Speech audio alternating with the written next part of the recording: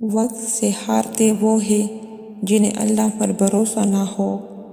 صبر کرو وہاں بھی جہاں صبر کرنا ناممکن لگے، اور توکل رکھو اللہ پہ، پھر دیکھو کہ اللہ تمہارے لیے کیسے رستے کھولتا ہے۔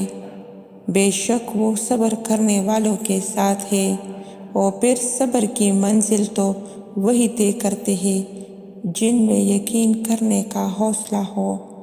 جسے توبہ قبول ہو جائے تو یادی گناہ بھی ختم ہو جاتی ہے، بالکل ویسے ہی جب اللہ کو تمہارا صبر کرنا پسند آ جاتا ہے تو وہ ہر اس یاد کو تمہارے دل سے نکال دیتا ہے جو تمہیں بے چین رکھتی ہے۔